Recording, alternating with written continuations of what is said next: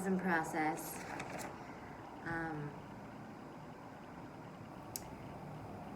I want to start to modulate how I'm sharing, because that feels good to me right now.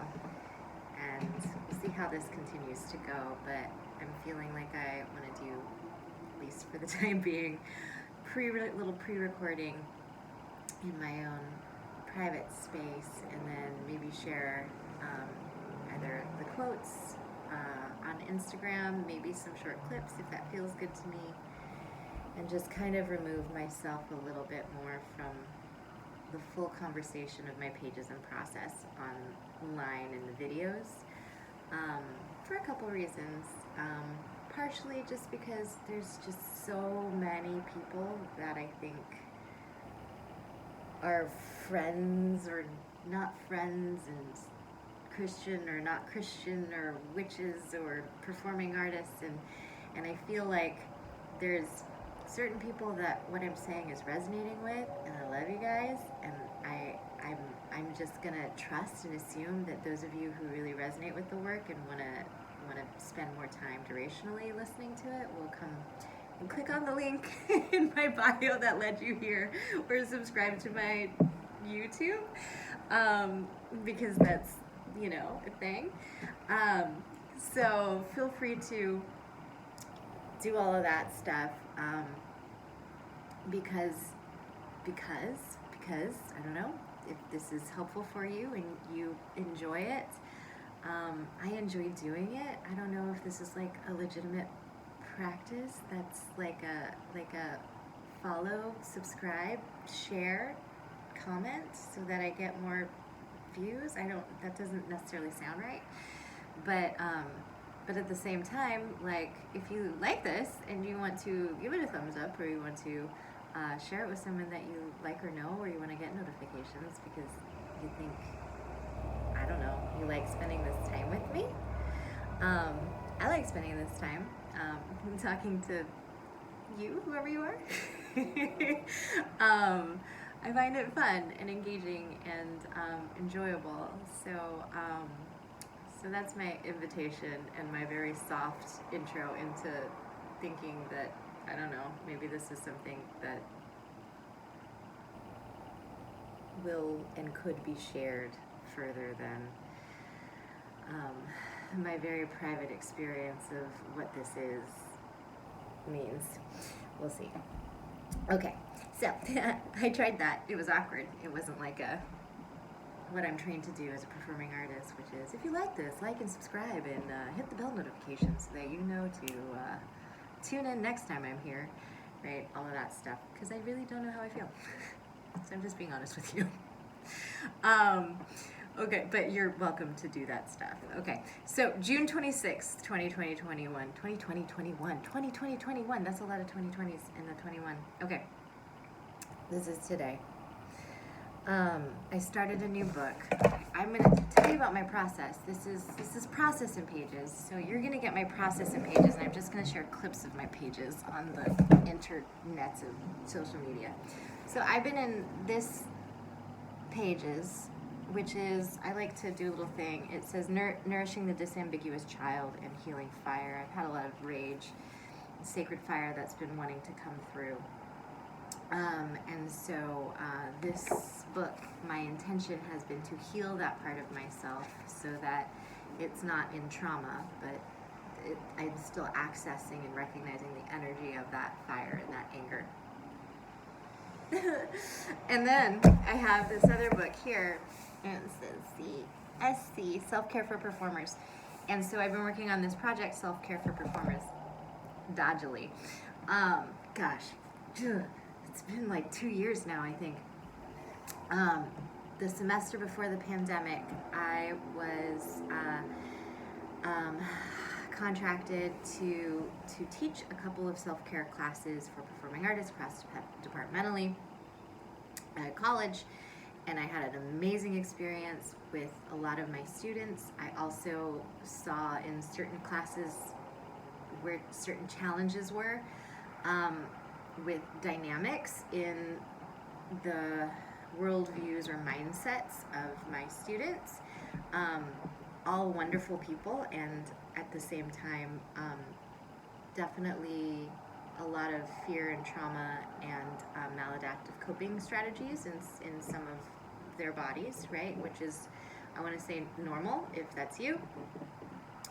And also can be challenging and frustrating and overwhelming, and especially when that energy gets turned back on the teacher, which it does at time, or the class, because what I do is, at the end of the day, is I teach magical craft. And I don't always, or I haven't necessarily called it that, because I'm just like, oh, but it's done in multiple... So here's my theory is that I really do truly believe that any craft is a form of magical craft. We just don't necessarily call it that. And once you get to a certain point of any craft that you're in, the way you talk about your art and the craftsmanship of it, and how you relate to it, and the energies and the dynamics, and how you're moving with yourself and the properties you're working with, there becomes a place where we're all talking about the same thing. So that's the place that I like to engage from. That's the place that I like to move from. Starting there, and then mess around with the properties we work with after that.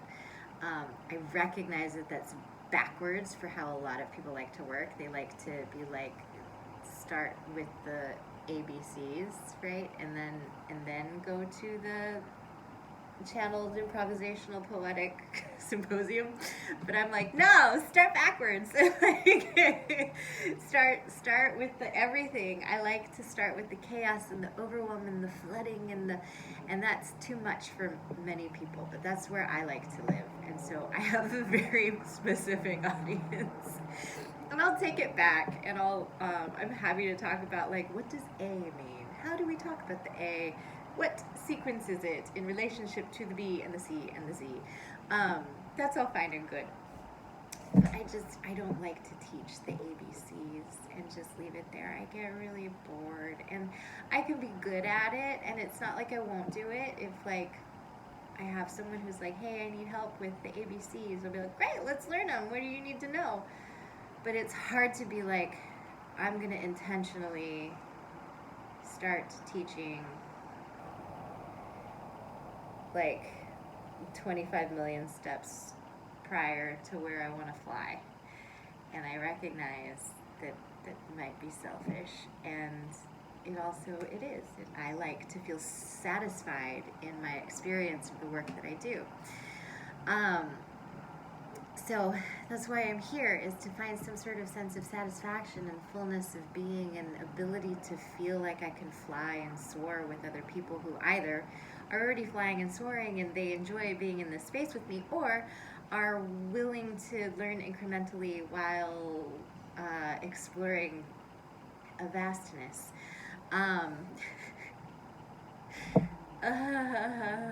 Anyways, I don't know if I'm making any kind of sense to you while you're listening. If I am, let me know, because that'll feel good to hear. If I'm not, that's okay, and feel free to ask clarifying questions. I'm so happy to answer clarifying questions. Or just be along for the ride and be okay with not picking everything up, and that's okay too. Okay, so here are my pages for today. It feels so good to see you untethered. It feels so good to watch your heart open skyward as the masks for control and safety you've held on your surface fall away. We give the gift of embodied freedom every time we embody our own freedom. Like a beacon of hope for those who know it not yet. Like a radiant co-regulation for those wishing to shine with others brightly. You in your fullness, in your radiant light, untamable and honest as nature herself. When you dare to cast off the trappings of who you feel you're supposed to be and expand instead into the truth of who you are, that is what I feel, sense, and know as truth, and it is fucking glorious. To be seen, shining, and supported.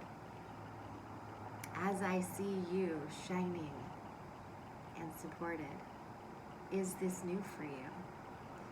To be seen and celebrated in your authenticity, unbound. Is this fresh and alive in your experience? Is this a first? If so, I hope it is the first of a lifetime filled with more and more and more, so much more of this. Embodied self-worth looks good on you. It also feels infectious. A caution, though, out of care and consideration as someone who loves to live and breathe and flow and fly in this space, is to be mindful of your boundaries and keep your light out of reach to those who might wish to own, dim, or snuff it out. This is where discernment and autonomy come in astronomically to unfold on behalf of your own grace and dignity, because they cannot be had without these discernment, autonomy, boundaries, and space. I invite you to see honestly people's true nature. Be honest with yourself about where they're at, where they're coming from, and the more clarity you have with your own boundaries, the more kind and compassionate you can choose to be with those who aren't meeting you where you're at. If you choose to be. Yet, the sword of truth and fire on behalf of injustice are yours to use and channel in integrity from here in your freedom and liberation. You sometimes have to burn out the bullshit between yourselves and others to ever find a possibility of honest presence. This is a truth, this is a reality. From here, love and the absence of love become the same thing. A clarity beyond binary systems of dualized behaviors. Inner and outer work, shifting between the two. This is normal and natural, a way to shift and share from a place of safe congruency. That which we have feared has been constructed, and that construct has become abusively weaponized the world over. My heart lies not in hope, but in clarity of the moment and honest discernment about whether or not another is in theirs. Integrity. Releasing the coping strategy to spiritually bypass and dissociate, to not see what's in front of me that's causing harm. Still aware of nuances of a moment, still worth every breath as I recognize my nervous system's needs and follow my body's cues toward liberating air. My awareness is that of something warm and safe in my own body. It has taken a long time to get back here, and I am grateful for all the new ways to frame my body's communications. I hate challenges and hacks, yet I adore organic unfolding and sharing when inspired. This is the way I like to work. I thrive in this kind of practice. I also love gathering with others and sharing about where we've been, where we're at, where we're headed. And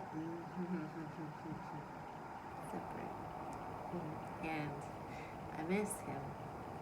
I miss him still. And so I know my life is not as full and rich as I want it to feel.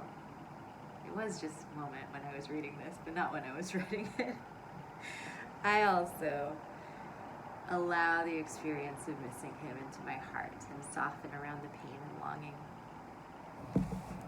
As I did that, allowed the missing of him into my heart, softened around the pain and longing, and allowed that to be true for the present experience of my body and my body's needs and longing. That is what led me here to you, to share this time in space. I think that, in ways, there's that unmet need of connection that I have, that I haven't found another person to sustain that connection with, and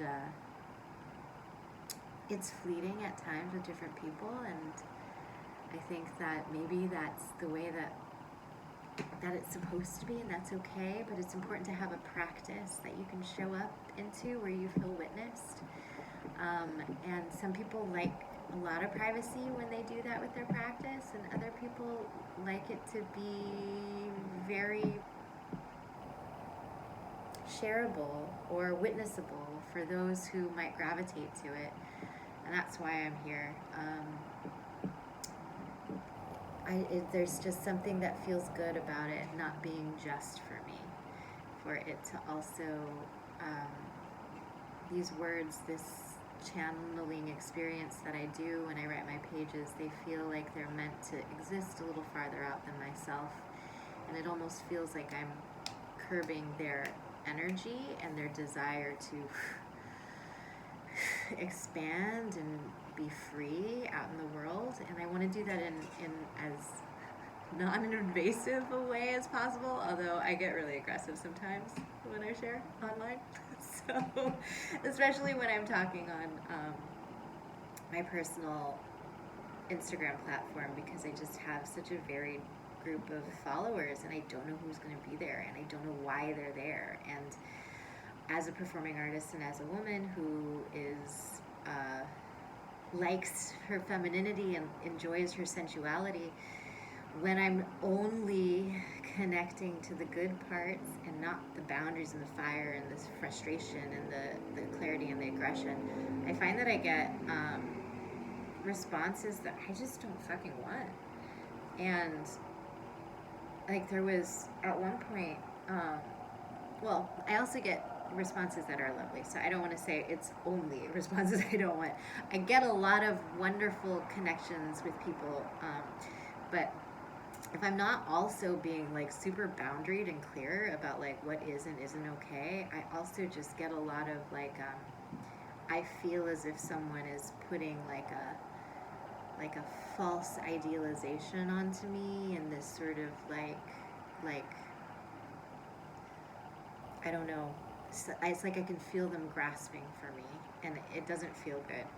I don't like that. I don't want that. It's not interesting, or it feels icky.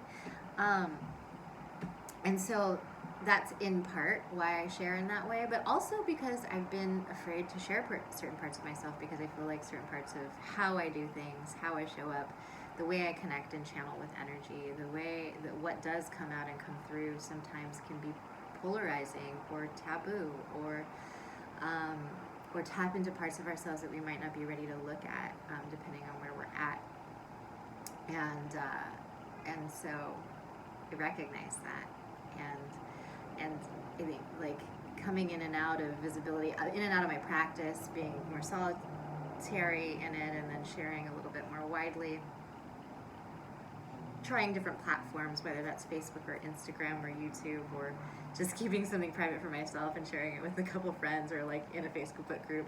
Like I'm learning about myself and where I like to share when, how, and when, how, and where. But also what kind of responses I get back, and what feels like I can retain my sense of personal autonomy and clarity of empowerment, because this is ultimately, I hope to empower others, I hope to empower myself.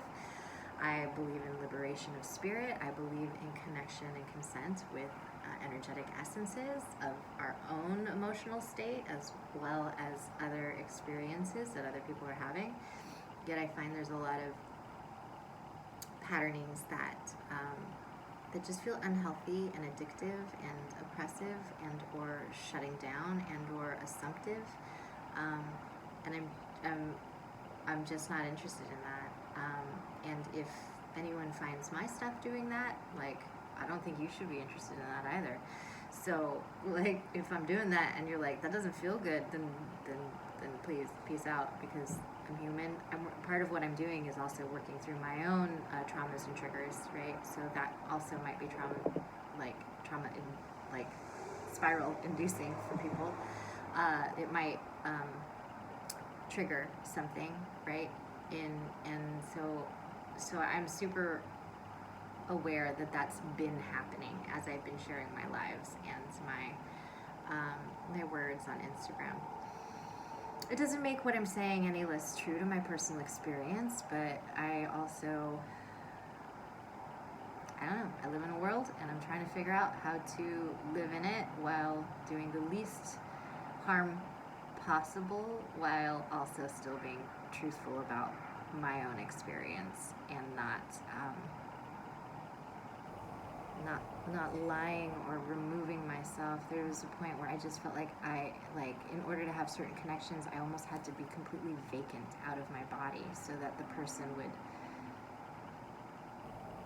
feel safe and connected, I guess, with themselves and with me. That like me inhabiting my body at all felt threatening to them.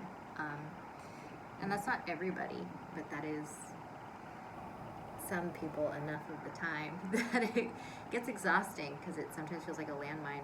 Because I don't want to deal with people's shit when I accidentally step on a landmine. Like, I just don't want to. I don't want to. I don't like it. I don't want to. And so this is me processing that. Anyways, if you liked this, like, subscribe, and share. Write a comment. Do all of that stuff. What an idiot. This feels like, yeah, I don't know. This is such a weird thing. This, how we move through the world and how we go about making connections that have to deal with capitalistic ideas and how we should or do that. Doesn't mean I won't engage, but it does mean that like I have to do it incrementally and in a way that feels like my boundaries are intact and that I feel authentic to myself as I'm doing it. And this is my process. Slow, gradual, incremental, baby steps, doggy paddle as I get there. And then maybe in some time from now, I'll find myself in a nice, smooth pattern that feels consistent with tools I like to use regularly, and all of a sudden I know I'm swimming and dancing in a pool of practice that feels good and nourishing. And this is me clumsily getting there with you. So thanks for watching, and I won't see you next time. You'll see me next time. Bye.